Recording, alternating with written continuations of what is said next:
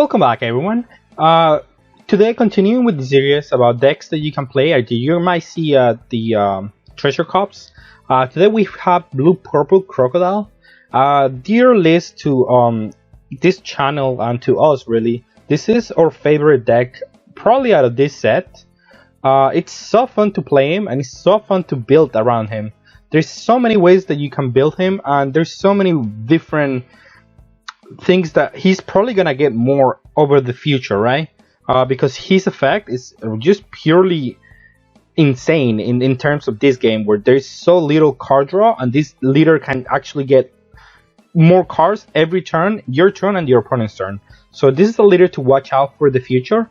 However, for Treasure Cup, you can still do very well with this leader. I would not be surprised if this leader makes it to top A with a good pilot.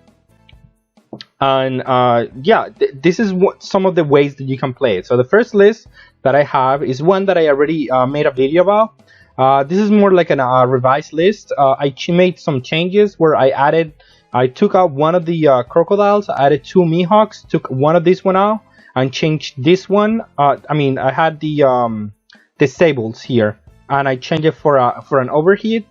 It's trying to do the same thing where you have a lot of blockers. You play this guy to win. You play this to be your win condition even, and all you're trying to do is combo. Try to not get hit at all, and eventually you're gonna win because you're gonna out-resource your opponent. You're gonna draw your whole deck. Sometimes you're gonna be able to draw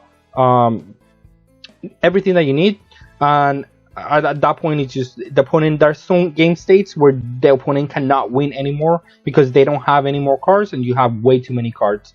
I also made another change on the Boa Hancock. I've been liking her a lot instead of the Teach. Teach is still a really good card if you're having trouble against aggro decks. Just play Teach. That card just houses any kind of aggro deck. It gives you way more time than you need to, and then you're able to win the late game. You're super favored in any type of late game scenario because you're gonna draw cards forever, and your opponents are not gonna be able to keep up with your card draw. Again, the main feature here of this list is that you have the 5 mana 6k blockers to play early on, and then at some point you're trying to play these cards that have like overstated stat lines for their value for 6 and for 9. Well, this one is just because it's a good removal against blue, which is probably your worst matchup. So you want to have something against that matchup against blue, where you cannot rely on this card for blue, because this is your main win condition here in this deck. Because this is the one that is gonna make all your spells for free, or like at least one less in this case, but this one's for free. And it's gonna have vanish, so you're gonna be able to pressure the opponent's life that way. But against blue, you cannot do that, so you have to have another kind of win condition. And since you can search a lot in this deck with these ones, with your espadas, you can go through your deck very quickly, and you can actually try to find this card and put it in the top of your deck, so you can draw it and you can play it and have this be your win condition. And it doesn't matter what deck you're playing against. If you have one win condition and you can defend your life X amount of times, you're gonna win, because you're gonna be able to use it as like 2 attackers, 3 attackers if you have a blocker, and keep repeating, and it's gonna be long games. And I would advise you, if you're gonna play this deck, you have to play fast, at least attempt to play fast, because if your opponents are playing slow and you're playing slow, you're not gonna be able to finish your games. And sure, you might win in the fact that you're gonna have more life than your opponent at some points. But still, that should not be your game plan. Your game plan should be win the game, and the way that you win the game is through attrition. And the way that you do that is by playing a little bit faster. You have to combo out, and you have to rinse and repeat every turn. When you play a thread, you keep energy up for defense, and you keep doing that every turn, and you try to win that way. Okay. So this is the first deck list that I wanted to show. If you want more in-depth thoughts about this one, you can go see my deck profile that I did before on this one. And on to our next list. This is more. This is the first list that I got first with PPG. It's close to that one, and I wanted to showcase it again because this is a different way to play the deck. but it's still very, very efficient. So the way that you're playing this deck is more to control the opponent's hand and board more. Again, you're not playing the biggest threats. You're not playing like the Mihawks or any of that, because you have your kings. If they bounce it back to your hand, you play it again and again and again, and it's still gonna get some value. And you have your jacks to kill the opponent's hand. In the late game, they're not gonna have too many cards in hand, and this one acts as a consistent way to just get rid of the opponent's hand, and it cannot be removed by battle easily. And if they try to overcommit to kill it, it functions as a blocker in the late game. And in the early game, it's also good against aggro decks, because you attack their hand and you attack their board, and it functions as a blocker. So it does everything that the deck wants to do. You don't care about managing the energy too much, because your highest cost play is like the 7 drop. But as long as you're doing other stuff, it doesn't matter that you don't get there like on turn 7, or again, your deck is trying to outvalue the opponent at some point. And if you keep doing your jacks, your kings, and you have your bow and handcuffs, you just keep drawing cards and keep comboing out, and you have infinite cards, they cannot deal you damage while you're also applying this kind of pressure into the deck. It works very well.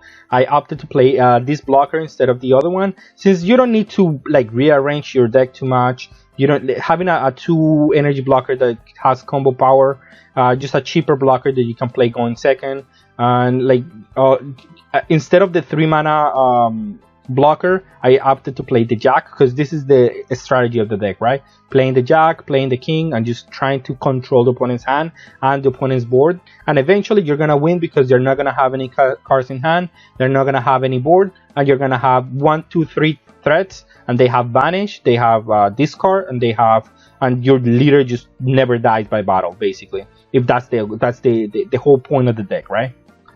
So this is the other way that I wanted to showcase the list. It's playing basically some of the others, the same cards. They're very staple for this deck. You could change Boa again if you're having trouble against aggro decks. Boa Hanka could be easily interchanged by Teach. But again, King, it's really good against aggro too. So like there's so many extra cards that are good against aggro decks that you shouldn't have any problems against those. Your main problem with this list is gonna be green decks, because you don't have anything beyond 7 to attack the green decks with. So eventually, if they drop an 8 drop, it's gonna be extremely hard to kill. That is for sure.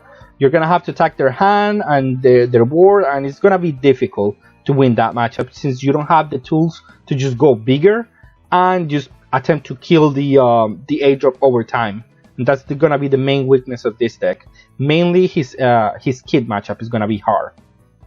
But his red matchups, his purple matchups are going to be super fine, and his blue matchups are going to be close to fine as well too, since you have reliable threats that just come back and kill a 4 drop, kill something else, and just keep getting value out of that. So this is a very good list, and another way to play the deck that is extremely powerful. Again, this deck, it's if you play it correctly, is very rewarding on what it does and what it can do to the opponent. But let's go into another one that I wanted to showcase that I've been messing with. So what if you would like to play the deck more like not so defensively, but rather more like bomb centric, and trying to finish the game a bit quicker in a sense? So I offer you another option here. This is a deck that I've been messing with. So the main thing about this list is that it's trying to play the All-Star Calamities, and it's eliminating the 7 drop completely. The Crocodile, the one that reduces the cost on these cards. So the reason that I'm doing that is because I wanted to play more like a tempo deck, where in the early game I'm either trying to defend everything that my opponent is trying to do, and at the same time trying to ramp a little bit. If I draw this one early game, I am going to be able to defend all my hand completely out, ramp a little bit, and replenish my hand at the same time. So that's the nice thing about drawing this card early game. And in the late game, what it gets to do is, instead of just ramping you, which I guess if you combine it with a queen with a drake, you can still get like like this card for like 3 energy, which is not bad. But what you're trying to do here with this one in the late game is just another is trying to replace the searcher out of the other two lists. Instead of looking at the top five for a Baroque works, this one is just straight up drawing you two cards. And you do need this kind of effects in the late game so you can keep up in hand size with the opponent. The turn you do this one, you usually do a queen, or you do a blocker, or you do something else, but you're not trying to develop anything the turn you play this one. So you're just trying to replenish your hand because you're gonna be using it a lot, right? So the main thing that you're trying to do here is playing ramping to these guys, to these the guys here, or just play them naturally, like you get there because you get defensive enough where you can play these cards. And then because they're so big, they will remove something out of the board, like some pressure out of the board, and will add these cards into the board to be the pressure for yourself. These are the ones that are gonna win the game, right? Mihawk doesn't have an answer unless they're playing the 10 drop, and it gives you like more avenues to fight against the 8 drop in a sense, and also it gives you some win conditions against any other deck. Against blue matchups, which are your worst matchups, probably you still get to play this card, like it gets to bottom deck their deck, and this one in your hands is not gonna die by battle. And the opponent's ones might die by battle because they have like finite resources to protect this guy, but these two are not gonna die by battle. So they have to be hard removed by some kind of removal, but it's not that easy. And that's the whole idea of playing this list this way. I've been messing around with it. It hasn't been bad. Another consideration to play is the Kaido, the other one, but you never really want to minus your don playing this leader. It's a race to get to 10, and once you're at 10, you are more powerful than the opponent. So just playing the 9 drop Dracul, the turn you play this one is the turn that you're most vulnerable, because you're not gonna be able to have like all your corners. You're not gonna draw like a lot of cards that turn. So that's why it's a little bit risky to play this kind of strategy. You are gonna take some life the turn you play these two cards. So you're gonna be defending a 2 life or a 1 life at sometimes. But still, this leader at 1 life, it could be a 4 life for all you care. You defend so much and so efficiently that it doesn't matter if you're at 1 life or at 1 life, or you're at 4.